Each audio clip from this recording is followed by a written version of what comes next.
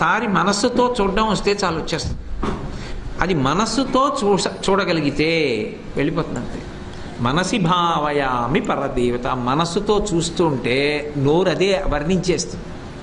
ఆ మాటలు అంత గొప్పగా అంత పొందిగ్గా శంకర భగవత్పాదులు మనకి వేసి ఇచ్చేశారంతే. అందుకని చూళికా శిఖరమాలికా వలయ మల్లికా సురభి సౌరభాం. వ్యాసుడు ఆయన చెప్పినప్పుడు వేరు వేరు పుష్పాలు చెప్పాడు ఆయన. కానీ శంకర భగవత్పాదులు చెప్పినప్పుడు ఒక విశేషాన్ని చెప్తున్నారు ఇక్కడికి వచ్చేటప్పటికి. చూలికా శిఖరమాలికా వలయ మల్లికా సురభి సౌరభాం. ఇక్కడ శంకరాచార్యులు వారు అంటున్నారు, అమ్మవారి కేశపాశమునకు సహజ సుగంధం ఉన్నది, సౌందర్య లహరిలో చెప్పారు. ఇక్కడ అమ్మవారి యొక్క చూలికా శిఖర అంటే ఆ జుత్తు ముడి వేసినప్పుడు ఇలా వస్తుంది కదా శిఖరం. ఆ ఇలా వచ్చినటువంటి ఆ శిఖరానికిట ఇలా గుండ్రంగా కొప్పుంటే ఇలా ఉండదండి. దానికి శిఖర మాలికా వలయ మల్లికా సురభి సౌరభాం. బొండు మల్లెలు బాగా విచ్చుకున్నటువంటి పెద్ద పెద్ద మల్లెపూలు బాగా ఒత్తరిగా అల్లి దండ కట్టి ఆ దండని ఇలా గుండ్రంగా అమ్మవారి యొక్క కొప్పుకి చుట్టి తిప్పి పెడితే, ఎందుకు అలా చెప్పడం శంకరాచార్యులు వారు? శంకరుల తాపత్రయం ఏమిటి? మనోనేత్రాన్ని లాగాలటి వైపు. అందుకని ఇప్పుడు ఏదో చంపక శోక పున్నాగ సౌగంధి కలసత్కచ అన్నారనుకోండి, చంపకమలంటే సంపంగిలి అన్నారనుకోండి, ఆకుపచ్చవాండి కాదు, సింహాచలం సంపంగి. సింహాచలం సంపంగా అంత దగ్గరగా దండగడితే రేకులు ఊడిపోతాయి కదూ. మధ్యలో ఏదైనా పువ్వుకి రేకులు ఊడిపోతే గొంగళి పురుగులా మధ్యలోంచి గరుగ్గా ఆ కాడ పైకి చూస్తుందే.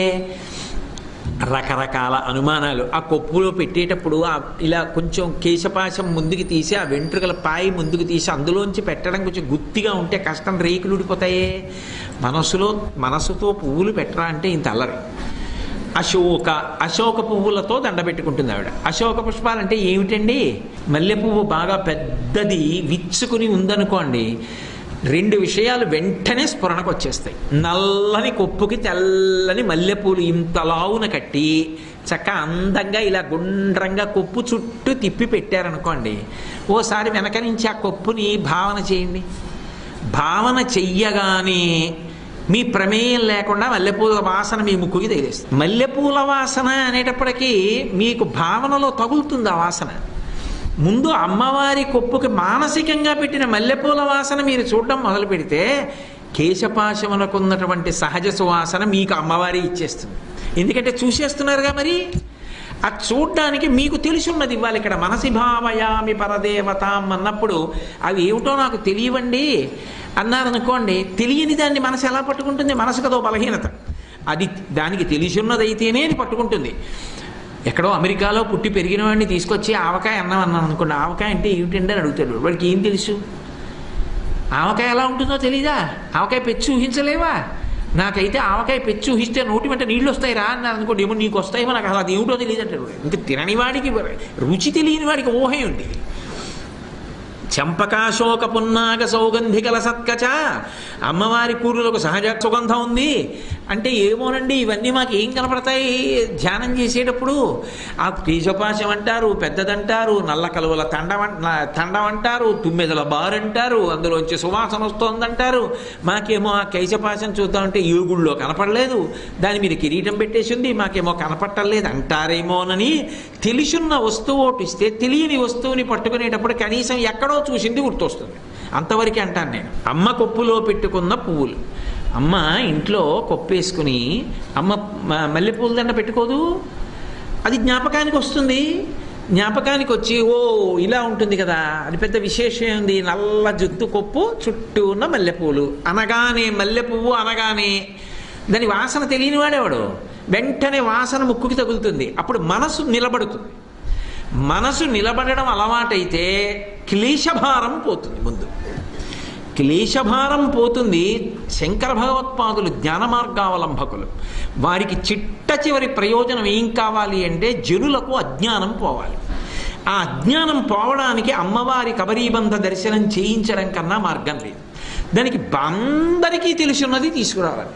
ఎంత ఔదార్యం అండి ఆయనకి నిజంగా. ఎంత కష్టపడి ఎంత అందంగా ఇస్తారు అసలు ఆ శ్లోకాలు.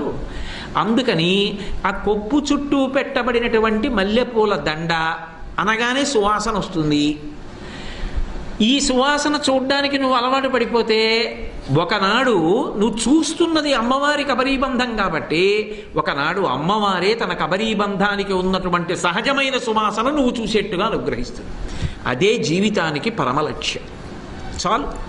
ఇంకా కలియుగంలో ఇంకంతకన్నా తరించడానికి తేలిక మార్గం ఏమి ఇవ్వాలి? అందుకే అంత కిందకి తీసుకొచ్చేస్తున్నారు శంకరాచార్యులు వారు. తీసుకొచ్చి చూలికా శిఖరమాలిక వలయ మల్లికా సురభి సౌరభాం వాలికా మధుర గండ మండల మనోహరానన సరోరుహాం. వాలికా మధుర గండమండల. గండమండలము అంటే ఈ బుగ్గలు ఉండేటటువంటి ప్రాంతం. ఇదంతటిని బుగ్గలు అంటే ఇక్కడ వరకు, గండమండలం అంటే ఇదంతా కూడా ఈ కణతల కింద నుంచి ఇదంతా గండమండలం అంటారు. ఈ గండమండలం అంటే అమ్మవారిది వాలిక మధుర గండమండల. వాలిక అన్న మాట ఎక్కడి నుంచి వాడతారు అంటే కణతల కన్నం దగ్గర నుంచి అని. అక్కడి నుంచి ఉన్నటువంటి ఆ గండమండలం ఏదైతే ఉందో అది పరమ మధురముగా ఉంటుంది. మధురము అన్న మాటని మీరు ఒకలా అన్వయం చేసుకోవాలి. చూడండి, మధురం అంటే ఇంకా మనసు ఆనందంతో నిండిపోయింది అనుకోండి, అన్నీ తీపే. పిల్లల్ని ముద్దులాడుతుంటారు తల్లులు. ఆ ముద్దులాడేటప్పుడు మా బుజ్జిగాడి బొజ్జ మీద ముద్దు, చేతుల మీద ముద్దు, కాళ్ళ మీద ముద్దు, మెడ మీద ముద్దు, నుదురు మీద ముద్దు, బుగ్గల మీద ముద్దు, కందుల మీద ముద్దు, చేతుల మీద ముద్దు, భుజాల మీద ముద్దు, వీపు మీద ముద్దు అంటే వాడికి కలకల అవుతుంటాడు. ఆ అమ్మమ్మో ఆ తాతగారు ఎవరో ఆ పాట రచన చేయడానికి ఏడు పెద్ద కష్టం ఏంది? అవయవాల పేర్లు చెప్పా ముద్దు అంటుండా, ఓ ముద్దు పెట్టుకుంటూ ఉండా, వాడేమో మురిసిపోతూ ఉండా, ఆనందపడిపోతుంటాడు. ఎందుకు ముద్దు అంటే అన్నీ సంతోషమే. మనవడి కాళ్ళు సంతోషం, చేతులు సంతోషం, బుగ్గలు సంతోషం, నుదురు సంతోషం, కళ్ళు సంతోషం, ముక్కు సంతోషం, వేళ్ళు సంతోషం, అన్నీ సంతోషం. అని అన్నిటి మీద ముద్దు పెట్టి పాట పాడుకుంటూ ఉంటే వాడు సంతోషపడిపోయి కిలకిల నవ్వుకుని ఇలా కళ్ళు తేలేసేసి మందరాయత విలోచనం అన్నట్టు వాడు ఆనందపడిపోయి నవ్వేసుకుంటుంటాడు.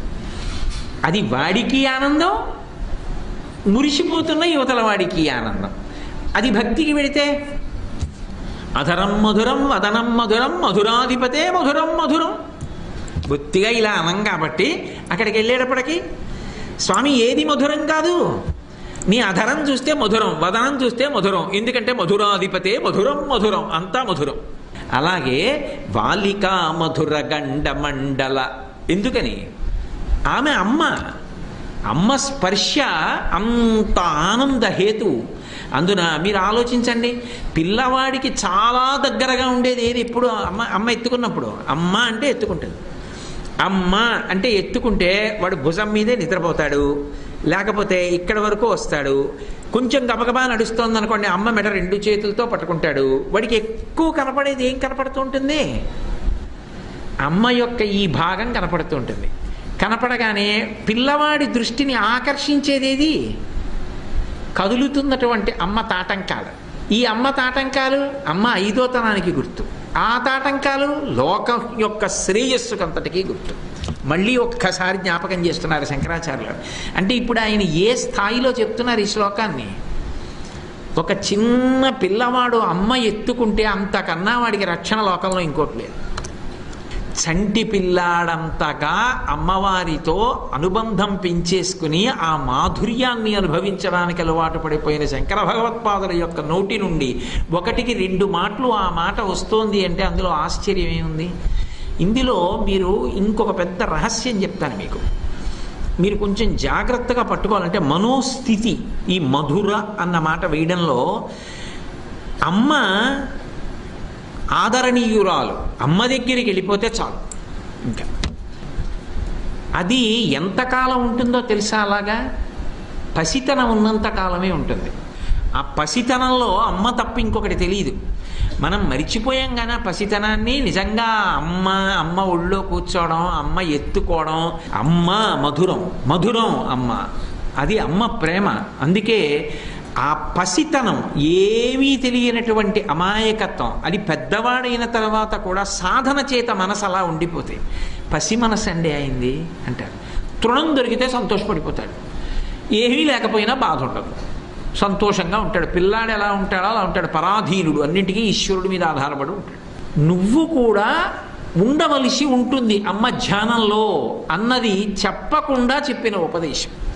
అందుకని వాలికా మధురగండ మండల మనోహరానన సరోరుహాం, మళ్ళీ ఇంకొక్కసారి చెప్తారు, మనోహరానన సరోరుహాం. అమ్మ ముఖము పరమ మనోహరంగా, సరోరుహం అంటే పద్మంలా ఉంది, నువ్వు భృంగమై వాలాలి. కాబట్టి వాలికా మధురగండల మనోహరానన సరోరుహాం. కాళికామఖిల నాయికాం, ఆ తల్లి కాళికా రూపంలో సమస్త బ్రహ్మాండములకు నాయికగా ఉంటుంది. ఆ గంగానది హిమాలయ పర్వతాల మించి మంచి జరితో పడిపోతోంది అనుకోండి, మనం తలపెట్టి స్నానం చేయలేము. అయితే గంగ కాదా? హరిద్వార్ వెళ్ళారనుకోండి, ఇనప గొలుసులు పట్టుకుంటే కానీ దిగలేరు, ఈడ్చవతలు పారేస్తుంది. గంగ కాదా? కాశీలో మెట్లు దిగి పసిపిల్లాడు కూడా స్నానం చేయొచ్చు, అంత మాత్రం చేత అదే గంగ? అంతటా గంగే. ఒక చోట నువ్వు తట్టుకోలేకపోయావు అంతే. ఒక్కొక్కచో అమ్మవారు అధర్మాత్మల మీద చాలా ఉగ్రస్వరూపంతో నిలబడుతుంది. అమ్మవారు కాళికాస్వరూపంతో ఉన్న ఉపాసన చేసినటువంటి వాళ్ళకి జగదంబ కన్నతల్లి అయి నిలబడి జ్ఞానాన్నిచ్చి అనుగ్రహించింది. రామకృష్ణ పరమహంస కాళికోపాసనం చేయలా? కాలము యొక్క స్వరూపము స్త్రీమూర్తిగా నిలబడితే అదే కాళికాస్వరూపం, అది లయానికి ప్రతినిధిగా నిలబడుతుంది. కాబట్టి కాళికాం అఖిలనాయికాం మనసి భావయామి పరదేవతాం, నిత్యమేవ నియమేన జల్పతాం భుక్తిముక్తి ఫలదామభీష్టదాం. ప్రతినిత్యము ప్రతిరోజు కూడా, నియమేన అంటే స్నానం చేశావా అది కాదు, నియమేన అంటే మనసుని కేంద్రీకరించి చదువుతున్న వివరణకి అమ్మవారి మూర్తిని చూడటం నేర్చుకుంటూ నువ్వు చదవడం ప్రారంభం చేస్తే భుక్తి ముక్తి ఫలదామభీష్టదాం, నీకు ఇక్కడ బ్రతికి ఉన్నంతకాలం దీర్ఘాయుర్దాయం ఇచ్చి తినడానికి లోటు లేకుండా 3 తరాలు చూడగలిగినటువంటి వైభవాన్ని ఇచ్చి, ఆరోగ్యంగా ఉండే అవకాశం ఇచ్చి, చిట్ట చివర జ్ఞానం ఇచ్చి, జ్ఞానమూలన మోక్షం ఇచ్చి, తేలికగా దోసపండు నుంచి ముచికి విడిపోయినంత తేలికగా జీవుడు శరీరం నుంచి విడిపోయేటట్టుగా అనుగ్రహించి, మోక్షాన్నిచ్చి, ఈ శరీరము నేను కాదని సాక్షిగా చూస్తూ విడిచిపెట్టగలిగినటువంటి స్థితినిచ్చి అనుగ్రహిస్తుంది. శంకరేణ రచితాం సదా జపే, శంకర భగవత్పాదుల చేత రచింపబడినటువంటి దీన్ని సదా జపే, ఎప్పుడైనా జపించవచ్చు. వేదం హామీ ఇచ్చింది, జపం చేయి, ధ్యానం చేయి, నీ ఈప్సితములు తీరుతాయి అంటే. శంకరులు హామీ ఇస్తున్నారు, శంకరేణ రచితాం సదా జపే, నువ్వు ఎప్పుడూ నీ మెడలో ధరించి ఉండు. నువ్వు ఎక్కడ ఉన్నా ఏం చేస్తున్నా ఏదో ఒక శ్లోకం నీ నాలుక మీద నర్తించడం అలవాటు చేసుకో. దీనికో అలవాటు ఉంది. ఒకసారి మాల మీరు వేసుకున్నారనుకోండి, ఇక మీ మెడని పట్టు కూర్చుంటుంది. ఒకసారి చదవడం మొదలెట్టారనుకోండి, అది కంఠగతం అయిపోతుంది, మీకు తెలియకుండానే వచ్చేసి దానిలో ఉన్న పదగుంభనం చేత, అందం చేత ఏం చేస్తుందంటే, మీరు రోజు చదువుతున్నారనుకోండి, మీరు ఒక 2-3 మాటలు అది చదవడమో ఏదో చేసి వదిలేస్తే ఏదో శ్లోకం పట్టుకుంటుంది. కాళ్ళ కాళ్ళ పణిపాశ బాణ ధనురంకుశామరుణమే కలాం పాలభూతిల కలోచనాం మనసి భావయామి పరదేవతాం అంటుంటుంది. అంటే కంఠానికి వేలాడుతున్న మాల ఒకసారి మీరు వేసుకుంటే అదే పట్టుకుంటుంది సదా. ఓసారి వేసుకుని విషయం మధ్యాహ్నం ఉండకే అంటే దానికి ఏం తెలుసు? అలా ఇది ఒకసారి వేసుకుంటే సదా చెప్పే నీ కంఠంలో అలాగే ఉంటుంది. కాబట్టి మనసి భావయామి పరదేవతాం, దాంతో భావన కూడా చేస్తుండు. సదా చెప్పే, ఇది చదువుతుంటే ఇక తానే ధరించి ఉంటుంది నీ కంఠాన్ని, అంత గొప్ప మాల. కాబట్టి నామరత్న నవరత్న మాలికాం, నామరత్నములు అనబడేటటువంటి నవరత్నములతో కూర్చాను. ఏమిటి నవరత్నములు? నామరత్నములు పరదేవత, అదే నామం.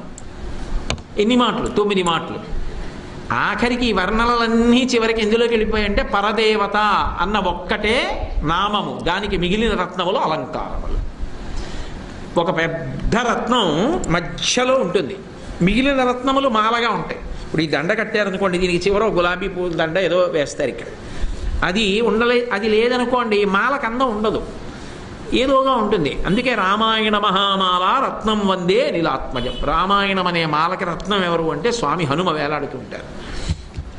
అలా అమ్మవారే పెద్ద రత్నం, దానికి అది శోభించడానికి మిగిలినవి చిన్ని చిన్ని రత్నాలు. అంటే శంకరాచార్యుల వారి యొక్క వినయం. నేను కొత్తగా చెప్పింది కాదు, పెద్ద రత్నానికి చిన్న రత్నాలు పొదిగానంతే. ఎంత వినయం చూడండి ఆయనకి. అందుకే అటువంటి మహాపురుషుల బాటలో వెడితే వినయం వస్తుంది. కాబట్టి నామరత్న నవరత్న మాలికాం, ఈ నామరత్న నవరత్న మాలికను ఎల్లవేళలా చక్కగా జపం చేసి సర్వశ్రేయస్సులు పొందండి అని జగద్గురు స్థానంలో కూర్చొని శంకర భగవత్పాదులు మనకందరికీ కూడా ఉపదేశం చేస్తున్నారు. శారదా నవరాత్రులు ప్రారంభమవడానికి పూర్వాంగంగానే 9 రోజులు అవి చేస్తాం. 9 రోజులు మనస్సుతో వైభవం, 9 రోజులు మనసులో ఉత్సవం. అమ్మవారి గురించి విని విని విని ఆ భక్తితో వచ్చి ఉత్సవంలో పాల్గొంటే అది పరదేవత సంతోషానికి కారణం అవుతుందని, దానికి నేపథ్యంగా ఇది చెప్పాలి అనిపించి శంకర భగవత్పాదుల యొక్క బుద్ధి ప్రచోదనమో ఈ స్తోత్రం గురించి వ్యాఖ్యానం చెయ్యాలి అని అనుకున్నాను. ఈ స్తోత్రానికి సంబంధించినంత వరకు ఒక మర్యాద ఉంటుంది. నవరత్నమాల అంటే పూర్తయింది కదా, ఇప్పుడు 9వ శ్లోకం ఒకటి చదివి పూర్తి చేయకూడదు, మాల ధారణ చెయ్యాలి. శంకర భగవత్పాదుల యొక్క అనుగ్రహం. హారనూపుర కిరీట కుండల విభూషితావయవ శోభినీం కారణేశవరమౌళి కోటి పరికల్ప్యమాన పదపీఠికాం కాళకాల ఫణిపాశబాణ ధనురంకుశామరుణ మేఖలాం ఫాలభూతిలకలోచనాం మనసి భావయామి పరదేవతాం గంధసార ఘనసార చారు నవనాగవల్లి రసవాసినీం సాంధ్యరాగ మధురాధరాభరణ సుందరానన శుచిస్మితాం మంధరాయత విలోచనా మమల బాలచంద్రకృత శేఖరీం ఇందిరారమణ సోదరీం మనసి భావయామి పరదేవతాం స్మేరచారు ముఖమండలాం విమల గండలం విమణిమండలాం హారదామ పరిశోభమాన కుచ భార భీరుతను మధ్యమాం వీరగర్వహరనూపురాం వివిధ కారణేశవర పీఠికాం మారవైరి సహచారిణీం మనసి భావయామి పరదేవతాం భూరి భారధర కుండలీంద్రమణి బద్ధ భూవలయ పీఠికాం వారి రాశిమణి మేఖలావలయవ నిమండల శరీరిణీం వారి సారవహ కుండలాం గగన సేకరించ పరమాత్మికాం చారు చంద్ర రవిలోచనాం మనసి భావయామి పరదేవతాం కుండల త్రివిధ కోణ మండల విహార షడ్దల సముల్ల సత్పుండరీక ముఖభేదినీం తరుణ చండ భాను తడిదుజ్వలాం మండలేందు పరివాహితామృత తరంగిణీం అరుణ రూపిణీం అంతమణిదీపికాం మనసి భావయామి పరదేవతాం వారణానన మయూరమాహ ముఖదాహ వారణ పయోధరాం చారణాదిసుర సుందరీ చికుర శేఖరీ కృత పదాంబుజాం కారణాధిపతి పంచక ప్రకృతి కారణ ప్రథమ మాతృకాం వారణాంతమయ వారణాం మనసి భావయామి పరదేవతాం పద్మకాంతి పదపాణి పల్లవ పయోధరానన సరోరుహాం పద్మరాగమణి మేఖలా వలయనీ విశోభిత నితంబినీం పద్మ సంభవ సదా శివాంతమయ పంచరత్న పదపీఠికాం పద్మినీం ప్రణవ రూపిణీం మనసి భావయామి పరదేవతాం ఆగమ ప్రణవ పీఠికామల వర్ణ మంగళ శరీరిణీం ఆగమావయవ శోభినీమఖిల వేద సారకృత శేఖరీం మూల మంత్ర ముఖమండలాం ముదిత నాద బిందు నవయవ్వనాం మాతృకాం త్రిపుర సుందరీం మనసి భావయామి పరదేవతాం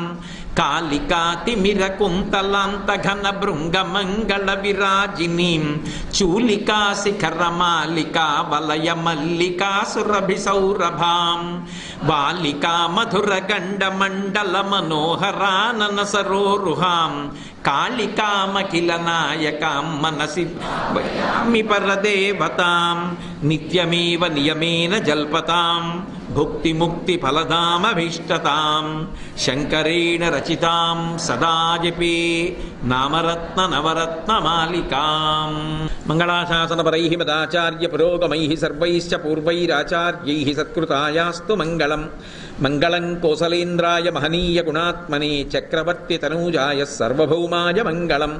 ఉమాకాంతాయ కాంతాయ కామితార్థాయినే శ్రీగిరీశాయ దేవాయ మలినాథాయ మంగళం. సర్వం శ్రీ ఉమామహేశ్వర పరబ్రహ్మార్పణం.